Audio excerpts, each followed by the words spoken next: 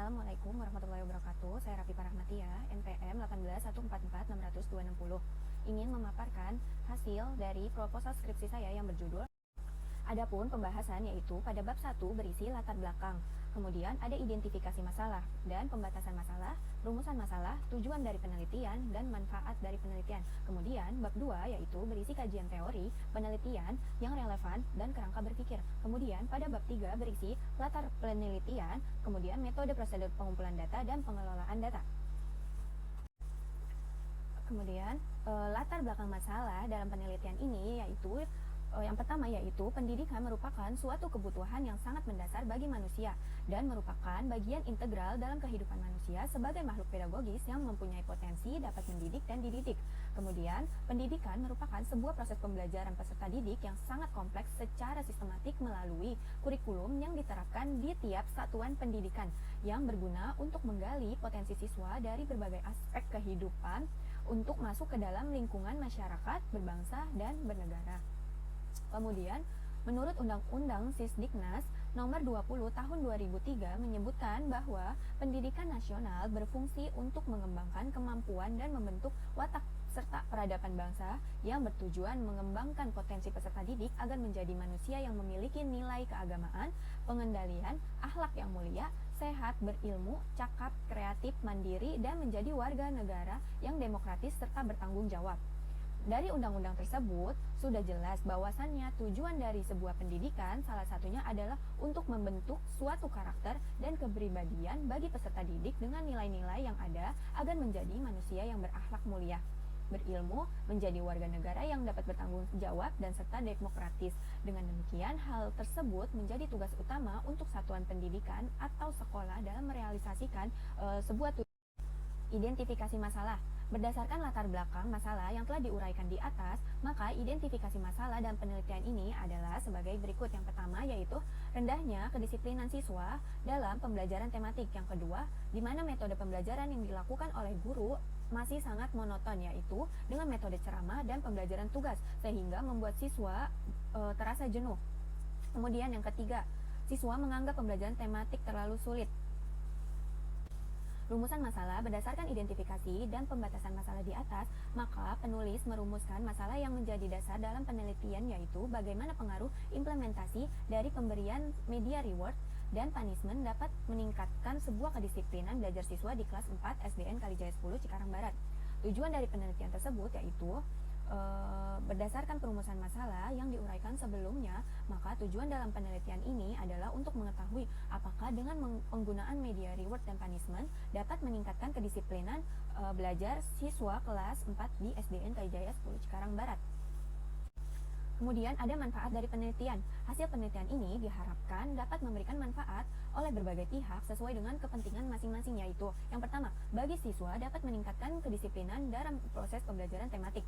Kemudian yang kedua yaitu bagi guru menambah wawasan serta pengetahuan mengenai pemberian reward dan punishment untuk meningkatkan kedisiplinan siswa dalam pembelajaran di sekolah. Lalu yang ketiga, bagi kepala sekolah menjadi tambahan informasi serta bahan pertimbangan dalam membuat kebijakan sekolah terkait penanaman kedisiplinan pada siswa dalam pembelajaran di kelas. Lalu yang keempat, yaitu bagi peneliti menambah wawasan serta pengetahuan dalam meningkatkan kedisiplinan siswa di kemudian hari. Kajian teori yang pertama yaitu pembelajaran tematik di sekolah dasar. Yang pertama yaitu definisi pembelajaran tematik. Menurut BSNP tahun 2006 halaman 35 menetapkan bahwa penetapan pendekatan tematik dalam pembelajaran di madrasah ibtidaiyah atau sekolah dasar dikarenakan perkembangan peserta didik pada kelas rendah sekolah dasar pada umumnya berada pada tingkat perkembangan yang masih melihat segala sesuatu sebagai keutuhan atau holistik serta baru mampu memahami hubungan antara konsep secara sederhana. Dengan begitu, proses pembelajaran masih sangat bergantung kepada objek yang konkret dan pengalaman yang dialami secara langsung oleh peserta didik. Pembelajaran yang dilakukan dengan mata pelajaran yang terpisah dapat menyebabkan kurang mengembangkan anak untuk berpikir secara holistik dan membuat peserta didik kesulitan dalam mengaitkan sebuah konsep dengan kehidupan yang nyata sehari-hari. Kemudian, landasan pembelajaran tematik yaitu ada landasan filosofis dan ada landasan psikologis. Kemudian yang keempat ada karakteristik pembelajaran tematik, di mana yang pertama yaitu berpusat pada siswa. Berpusat pada siswa atau student center artinya siswa lebih banyak berperan aktif dalam proses pembelajaran. Siswa sebagai objek belajar sedangkan guru sebagai sebuah fasilitatornya. Dengan begitu dapat memberikan kemudahan kepada siswa dalam pembelajaran tematik di kelas. Lalu yang kedua yaitu memberikan pengalaman langsung. Artinya dalam pembelajaran siswa dihadapkan pada suatu yang nyata atau konkret sehingga dapat digunakan untuk memahami hal-hal yang abstrak. Lalu yang ketiga ada pemisahan mata pelajaran tidak begitu jelas. Yang ketiga, artinya dalam pembelajaran tematik menampilkan materi-materi yang dikemas menjadi satu tema atau topik tertentu dan berkaitan dengan kehidupan yang nyata. Lalu yang keempat yaitu menyajikan konsep bagi berbagai mata pelajaran. Artinya siswa mampu memahami konsep secara utuh dan dapat membantu siswa untuk memecahkan masalah dalam kehidupan yang ada di sekitarnya. Kemudian yang kelima yaitu bersifat fleksibel. Artinya guru dapat mengaitkan setiap mata pelajaran dengan mata pelajaran yang lainnya, bahkan dapat mengaitkan pembelajaran dengan kehidupannya siswa. Lalu yang keenam, menggunakan prinsip belajar sambil bermain, di mana dalam pembelajaran tematik di sini diharuskan guru kreatif seinovatif mungkin. Kemudian yang kelima, ada kelebihan dan kelemahan dari pembelajaran tematik.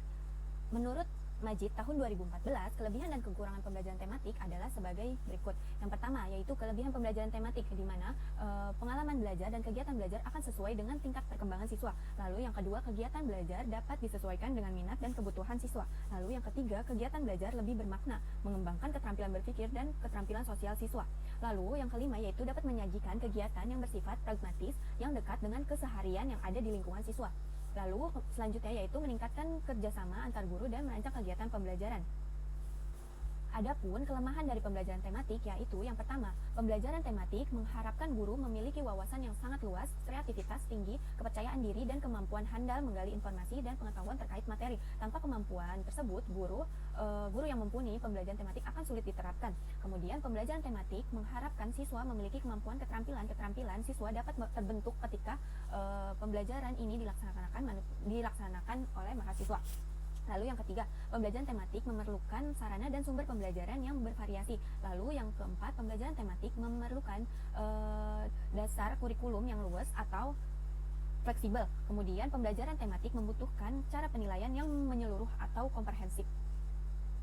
Kemudian kedisiplinan. Yang pertama yaitu pengertian disiplin. Menurut Amir Dayen Indra Kusuma tahun 1973 halaman 166 menjelaskan bahwa disiplin berarti kesediaan untuk mematuhi peraturan-peraturan dan menjauhi larangan-larangan. Disiplin harus disadari oleh adanya kesadaran tentang nilai dari disiplin itu sendiri. Sementara menurut Maman Rahman tahun 1998 halaman 168 menyatakan disiplin merupakan sesuatu yang berkenaan dengan pengendalian diri seorang terhadap bentuk-bentuk aturan. Disiplin pada hakikatnya adalah menyatakan sikap mental dari individu maupun masyarakat yang mencerminkan rasa ketaatan, kepatuhan yang didukung oleh kesadaran menunaikan tugas dan kewajiban dalam rangka mencapai sebuah tujuan. Lalu indikator kedisiplinan. Menurut Agus Wibowo tahun 2012 halaman 86, indikator disiplin yaitu yang pertama, masuk sekolah tepat waktu pada jam yang telah ditentukan oleh peraturan di sekolah. Lalu yang kedua yaitu mengakhiri kegiatan dan pulang sesuai jadwal yang ditentukan oleh sekolah. Lalu yang ketiga yaitu menggunakan kelengkapan seragam sekolah sesuai dengan aturan yang ditentukan oleh sekolah. Lalu yang kelima yaitu apabila berhalangan hadir di sekolah atau tidak masuk sekolah atau absen, maka harus menyatakan surat pemberitahuan ke sekolah. Media. Yang pertama yaitu pengertian media, di mana menurut Kritois dalam Darmayanto tahun 2013 halaman 4, media adalah salah satu komponen komunikasi yaitu sebagai pembawa pesan dari komunikator menuju komunikan. Sedangkan menurut Arsyad tahun 2015 halaman 2 menyatakan bahwa media adalah bagian yang tidak terpisahkan dari proses pembelajaran demi tercapainya tujuan pendidikan pada umumnya dan tujuan pembelajaran di sekolah pada khususnya. Jadi dapat disimpulkan bahwa media merupakan suatu yang sangat penting dalam pembelajaran karena menjadi sebuah perantara komunikasi antara guru dengan siswanya. Nah, dari pemaparan tersebut mengenai pengertian dari media dapat ditarik kesimpulan bahwa media merupakan perantara seorang guru dengan siswa dalam proses pembelajaran untuk mencapai sebuah tujuan tertentu. Media sangat diperlukan dalam proses pembelajaran karena Dengan adanya media dapat menjadi alat komunikasi antara guru dan siswanya. Dengan begitu, tujuan yang ingin dicapai oleh guru dapat tercapai sesuai dengan tujuannya. Kemudian ada reward. Pengertian reward menurut Purwanto tahun 2006, reward adalah sebagai alat untuk mendidik anak supaya anak dapat merasakan senang karena perbuatan atau pekerjaan mendapat penghargaan. Reward merupakan segala yang diberikan oleh guru berupa penghargaan yang menyenangkan, perasaan yang diberikan kepada peserta didik atas dasar hasil baik yang telah dicapai. Jadi reward merupakan Reward merupakan sebuah respon terhadap sesuatu tingkah laku yang dapat meningkatkan kemungkinan terulang kembalinya tingkah laku tersebut. Nah, menurut Suharsini Arikonto tahun 1993 halaman 160, reward merupakan suatu yang disenangi atau yang digemari oleh anak-anak untuk diberikan kepada siapa yang dapat memenuhi harapan, yakni mencapai sebuah tujuan yang diinginkan dan ditentukan atau bahkan mampu melebihinya. Adapun macam-macam reward, yang pertama yaitu pujian. Pujian merupakan salah satu bentuk reward yang paling mudah dilakukan. Pujian dapat berupa kata-kata. Lalu yang kedua yaitu penghormatan. Penghormatan berupa ada dua macam, yaitu pertama berbentuk semacam penobatan. Kemudian yaitu anak yang mendapat penghormatan diumumkan dan ditampilkan di hadapan teman kelasnya, teman satu sekolah, atau mungkin di hadapan orang tua murid. Lalu yang kedua yaitu pembentukan pemberian kekuasaan untuk melakukan sesuatu. Misalnya, siswa yang mendapat nilai tertinggi dapat mengerjakan soal latihan dipilih sebagai ketua kelompok diskusi. Kemudian ada hadiah. Hadiah yang dimaksud di sini merupakan reward yang berbentuk barang. Hadiah yang diberikan dapat berupa alat-alat keperluan sekolah, pensil, penggaris, buku penghapus, dan lainnya. Kemudian ada tanda penghargaan, di mana tanda penghargaan disebut juga dengan reward simbol. Tanda penghargaan tidak dinilai dari segi harga dan kegunaan barang-barang tersebut, melainkan tanda penghargaan yang dinilai dari segi kesan atau nilai kegunaannya. Kemudian punishment atau hukuman. Menurut Baharudin dan Esa Nurwahyudi tahun 2010 halaman 74, hukuman adalah menghadirkan atau memberikan sebuah situasi yang ingin dihindari untuk menurunkan tingkah laku. Mengenai hukuman itu, ada beberapa pandangan filsafat atau kepercayaan yang menganggap bahwa hidup ini termasuk sebagai suatu hukuman karena kehidupan ini identik dengan penderitaan. Kemudian fungsi dari punishment sendiri yaitu sebagai upaya preventif atau pencegahan atau represif yang dilakukan oleh pendidik terhadap peserta didik. Menurut Sudirman tahun 2008 halaman 94, punishment atau hukuman merupakan reinforcement yang bersifat negatif, tetapi kalau diberikan secara tepat dan bijak bisa menjadi sebuah alat yang memotivasi siswa. Dengan demikian dapat dipahami bahwasannya punishment dapat difungsikan sesuai dengan kebutuhan pendidik atau guru dalam proses pendidikannya atau proses mendidik. Menurut Hamdani, tahun 2011 halaman 120, punishment merupakan sebuah penderitaan yang diberikan atau ditimbulkan dengan sengaja oleh pendidik setelah siswa melakukan pelanggaran atau kesalahan. Selain itu, Ivan Sevik, Konopakse, dan Matheson tahun 2006 halaman 73 mendefinisikan bahwa punishment sebagai sebuah tindakan yang menyajikan konsekuensi atau akibat yang tidak menyenangkan atau tidak diinginkan sebagai hasil dari apa yang dilakukan dari perilaku tertentu. Nah, bisa disimpulkan bahwa punishment atau hukuman atau sanksi merupakan hasil atau akibat yang didapat dari peserta didik dari perilaku yang ia langgar tersebut. Maka dari itu peserta didik akan mendapatkan hukuman yang setimpal. Adapun prinsip-prinsip pemberian punishment, di mana kepercayaan terlebih dahulu baru kemudian hukuman. Artinya metode yang terbaik tetap harus diprioritaskan dalam pemberian kepercayaan kepada peserta didik, berarti tidak menyudutkan mereka dengan kesalahan-kesalahannya, tetapi sebaliknya kita memberikan pengakuan bahwa kita yakin mereka tidak berniat melakukan kesalahan tersebut. Lalu yang kedua yaitu hukuman distandarkan pada perilaku, sebagaimana halnya pemberian hadiah yang harus distandarkan pada perilaku. Maka demikian halnya dengan hukuman berawal dari penilaian terhadap perilaku peserta didik, bukan pelaku-pelakunya. Lalu yang ketiga yaitu menghukum tanpa emosi. Kesalahan yang paling sering dilakukan oleh orang tua dan pendidik lakukan adalah ketika mereka menghukum peserta didik disertai dengan emosi kemarahan. Bahkan emosi kemarahan tersebut yang menjadi penyebab timbulnya keinginan untuk menghukum. Dalam kondisi ini, tujuan sebenarnya dari pemberian hukuman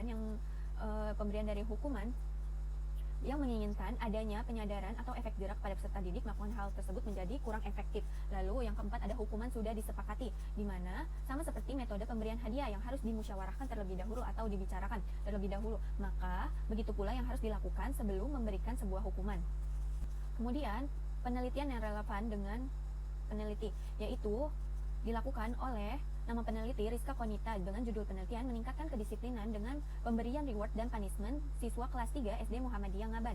Metode penelitian yang digunakan yaitu menggunakan penelitian tindakan kelas atau PTK. Model yang digunakan dalam penelitian ialah model PTK Kemis MC, tagar yang terdiri atas 4 tahap, yakni perencanaan, tindakan, pengamatan, dan refleksi. Instrumen yang digunakan dalam penelitian untuk mengumpulkan data ialah lembar observasi, dokumentasi, dan catatan lapangan. Kemudian penelitian dilaksanakan di SD Muhammadiyah Ngaban, di mana jumlah siswanya terdapat 31 siswa yang terdiri dari 17 siswa dan siswi. Dan yang menjadi fokus penelitian ialah kedisiplinan siswa dan proses pembelajaran PKN. Peneliti ini dilakukan selama 2 bulan yang dilaksanakan menjadi 2 siklus. Hasil dan pembahasannya.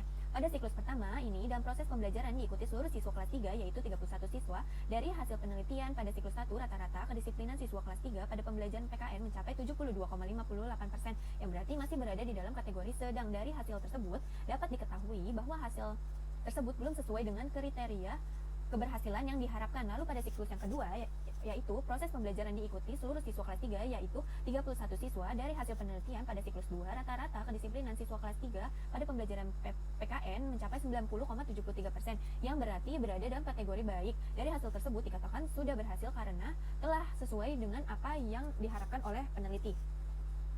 Kemudian, kerangka berpikir. Pendidikan merupakan suatu kebutuhan yang sangat mendasar bagi manusia, khususnya peserta didik, yang bertujuan untuk membentuk karakter dan kepribadian dengan nilai-nilai yang luhur agar menjadi manusia yang berakhlak mulia dan berilmu. Salah satu karakter mendasar dan yang paling utama dibentuk yaitu kedisiplinan peserta didik. Kondisi realitas yang terjadi dalam lingkungan sekolah, siswa atau siswi kurang memiliki sikap disiplin seperti datang terlambat, mengobrol saat guru sedang menjelaskan pembelajaran tematik, membuat suara gaduh pada saat pembelajaran tematik, tidak mengerjakan tugas atau PR yang diberikan guru pembelajaran pada saat pembelajaran, terus berpakaian tidak rapi sesuai dengan standar yang berlaku pada pembelajaran tematik. Hal tersebut dikarenakan mereka beranggapan bahwa pembelajaran tematik dianggap sebagai mata pelajaran yang susah, menyampaikan materi dari guru dianggap kurang menarik, materinya terlalu sedikit, maka anak sulit memahami dan menangkap materi secara cepat dan tepat. Selain itu, metode pembelajaran yang digunakan oleh guru banyak menggunakan metode ceramah tanpa ada variasi kolaborasi dari metode lainnya, sehingga membuat siswa menjadi bosan dan malas dalam mengikuti pembelajaran tematik. Kedisiplinan siswa saat mengikuti pembelajaran tematik menjadi rendah jika dibandingkan dengan pembelajaran lainnya.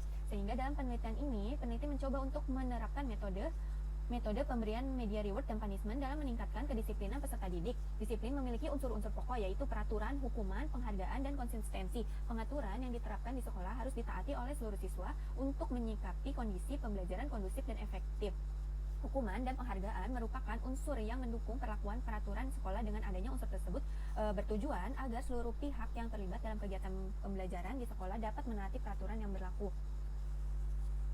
Adapun metode penelitian yang digunakan yang pertama yaitu pendekatan penelitian, di mana peneliti ini adalah penelitian eksperimen karena dalam penelitian ini bertujuan untuk mengungkapkan pengaruh penggunaan media reward dan punishment dalam meningkatkan kedisiplinan pada pembelajaran tematik siswa kelas 4 di SDN Kalijar 10 Cikarang Barat. Karena penelitian ini merupakan penelitian kuantitatif, maka semua gejala yang diamati diukur dan diubah dalam bentuk angka sehingga dimungkinkan digunakannya teknik analisis statistik. Kemudian jenis penelitian ini merupakan eksperimen eksperimen semu. Pemilihan sampel pada kuasi eksperimental tipe non-kuivalen control group design, tidak dilakukan pemilihan sampel secara random, melainkan dipilih dengan sengaja oleh peneliti kelompok mana yang dijadikan kelompok eksperimen dan mana yang dijadikan kelompok kontrol. Model penelitian ini, kelompok penelitian tidak dibuat sendiri oleh peneliti, akan tetapi peneliti hanya meneruskan kelompok yang telah ada di sekolah tempat peneliti anggota. Dalam setiap kelompok tidak diacak atau dirandom, namun tetap dibiarkan seperti biasa kelompok eksperimen. Kemudian ada tahap-tahap yang dilakukan dalam penelitian. Yang pertama yaitu tahap pra-eksperimen, di mana sebelum melakukan perlakuan atau eksperimen, kedua kelas kelompok eksperimen dan kelompok kontrol diberikan pretest atau tes awal dengan maksud untuk mengetahui keadaan kedua kelas tersebut sebelum diberikan perlakuan. Apabila setelah dilakukan tes awal, perbedaan yang dimiliki oleh kedua kelas ini tidak berbeda jauh, maka dilanjutkan ke tahap berikutnya yaitu pemberian perlakuan atau eksperimen. Lalu tahap yang kedua yaitu perlakuan, tahap eksperimen. Pada tahap ini, pemberian perlakuan atau treatment pada kelas eksperimen sesuai dengan perlakuan yang telah direncanakan sebelumnya, sedangkan kelas kontrol tidak diberikan perlakuan. Lalu yang ketiga yaitu tahap pasca eksperimen. Pada tahap ini, peneliti mengadakan tes kembali yaitu Tes akhir ini dilakukan untuk mengetahui seberapa besar pengaruh pemberian perlakuan atau treatment terhadap kelas eksperimen. Tes akhir ini diberikan kepada kelas eksperimen. Kemudian teknik pengumpulan data yang digunakan yaitu yang pertama angket atau kuesioner. Angket merupakan teknik pengumpulan data yang dilakukan dengan cara memberi seperangkat pertanyaan atau pernyataan tertulis kepada responden untuk dijawabnya. Lalu yang kedua ada observasi. Metode observasi ini digunakan untuk mengamati proses pembelajaran yang sedang berlangsung, apakah sudah sesuai atau belum, serta mengamati aktivitas siswa selama diberi perlakuan. Lalu yang ketiga ada teknik pengumpulan data dokumentasi, di mana dokumentasi di sini peneliti melaksanakan metode dokumentasi dengan cara menyelidiki aktivitas siswa, benda-benda tertulis seperti buku-buku, dokumen peraturan-peraturan, catatan harian, notulen, dan sebagainya.